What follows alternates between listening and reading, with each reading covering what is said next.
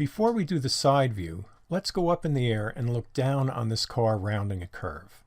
So look, that's this picture here.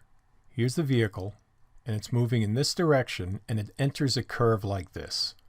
Now, if it goes around the whole circle, great, but if it just goes for a curve and then goes straight again, that's fine. This circular motion here, we can use our equations. So that's what it looks like from a top down. Now, what if you are standing over here, that's your top of your head, what does the car look like? Car is coming towards you and is going to your right, the car's left. How is it doing that?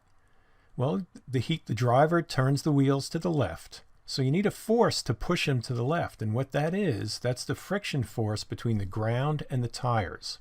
So the tires push down on the ground and the ground pushes back. And since you've turned the wheels, it'll push the driver to the left, or if you're watching it, to the right. So that's the force that's putting you in circular motion. The acceleration is in that direction towards the middle of this curve. You also have gravity pulling you down, and then a normal force going in the up direction.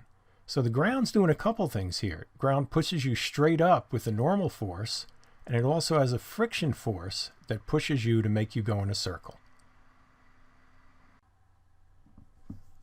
Summarize everything we said on the previous slide, because this is pretty important to get. The free body diagram that we have now shows the car coming out of the page and rounding a curve to its left, your right. The normal force and mg are equal, as we assume that the car is not bouncing up and down on the road. It has good shock absorbers. And finally, the force of friction provides a centripetal force that enables a car to round a flat curve, which is part of a circle. Let's set up our Newton's second law equations. First of all, in the y, or vertical direction, the sum of the forces is 0, right? Because it's not bouncing up and down. What are the forces? Normal points up, that's positive. Gravity's down, that's negative. Normal minus mg is equal to 0. Add mg to both sides and we get that equation. Now, why did we do that? Well, we're going to need the normal force for the friction force. Now let's look in our x direction. We have the sum of the forces is ma. The force we've identified as the force of friction is ma. And what is the force of friction? Well, that's mu, the coefficient of friction, times the normal force, which fortunately we found, and that equals m. And since we're going in a circle, we replace acceleration with v squared over r. Okay, all that's left to do now is a little algebra and plug in the numbers. We have our x direction. We have mu times the normal force is mv squared over r. Right, that's the force of friction is mv squared over r. And then what is the normal force?